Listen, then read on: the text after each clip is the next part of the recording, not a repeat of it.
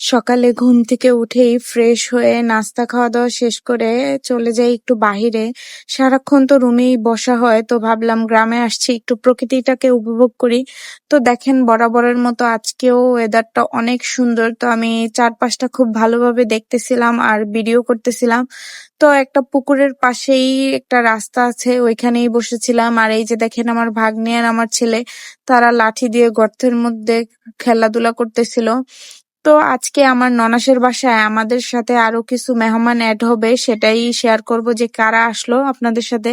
Hello everyone, আসসালামু আলাইকুম। আশা করি সবাই ভালো আছেন। তো আজকে রান্নার চাপ একটু বেশি থাকায় আমার ননাস আর কি আপা বাহিরে রান্না বসাইছে। তো এই যে এখানে আমি আবার একটু ভিডিও করতেছিলাম আর একটু নাড়াচাড়া দিতেছিলাম। তো এগুলো হচ্ছে গুড়া মাছ দুন্দুল দিয়ে রান্না হচ্ছিল।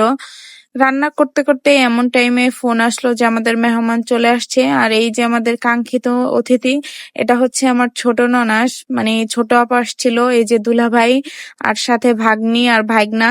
তো এই যে বাসায় চলে আসার পরে ফ্রেশ ট্রেশ হয়ে এখন হচ্ছে দুপুরের খাওয়া দাওয়া। আজকে কি কি রান্না হলো সেটাই ভিডিও করলাম আমি। আজকে ভেন্ডি ভাজি, কচু শাক, মুরগি, তারপরে হচ্ছে রুই মাছ, পাঙ্গাস মাছ, তারপর ডাল, আরো অনেক কিছুই, মোটামুটি ৭-৮টা আইটেম রান্না হয়েছে। তো এই যে সব শেষে আমরা বসলাম খাওয়া দাওয়া করতে সবাই একসাথে। আমার ছোট ননাস, বড় ননাস, ননাসের হাজবেন্ড, এখানে আবার এক জায়গা থেকে বিরিয়ানিও পাঠানো হয়েছিল। তো সবাই মিলে খাওয়া দাওয়া শেষ করে বিকালে আবার চলে যাই আবার একটু বাহিরে। আর কি বাহিরে এত সুন্দর ওয়েদার আর এত বাতাস ছিল, তো সবাই মিলে একসাথে ভাগ্নি ভাইগনা সাইফান তারপরে আমার দুই আপা সবাই মিলে একসাথে ঘুরতেছিলাম। আর এই যে দেখেন পাশেই আখ ক্ষেত। আর বাচ্চারাও খুব বেশি দুষ্টুমি খেলাধুলা দৌড়াদৌড়ি করতেছিল। আসলে বাচ্চারা এখানে খেলাধুলা করে খুবই মজা পাচ্ছিল।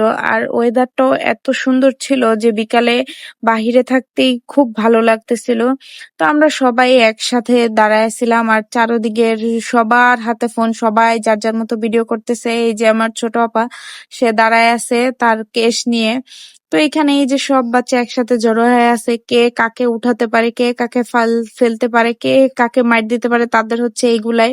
আর আমরা শুধু দেখতেছিলাম আর এনজয় করতেছিলাম। আর চিন্তা করলাম যেহেতু আখ ক্ষেতের পাশে দাঁড়ায় আছি তো আখ খাওয়া দরকার। তো এর মধ্যেই আখ ক্ষেতের লোকটা চলে আসছে, তো আমরা কিছু আখ কিনে নেই এবং সবাই মিলে দাঁড়ায় দাঁড়ায় ক্ষেতের পাশেই খাওয়া শুরু করলাম।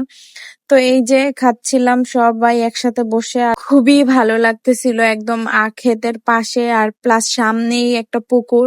তো পুকুরের পাশে বসে খেতে খেতে আর এদিকে আমার ছেলে বলতেছিল যে মা ভিডিও করো, আমি দেখাই। সেও এখন কিছু হইলেই বলে যে মা ভিডিও করো, মানে আমাকে দেখতে দেখতে আমার ছেলেও এখন অভ্যস্ত হয়ে গেছে যে সবকিছুতেই ভিডিও করতে হবে। তো ছেলেও শিখে গেছে মাশাআল্লাহ, 2 দিন পর ছেলেও ব্লগ করবে আশা করি। তো সবাই ভালো থাকবেন, সুস্থ থাকবেন। আল্লাহ হাফেজ, আসসালামু আলাইকুম।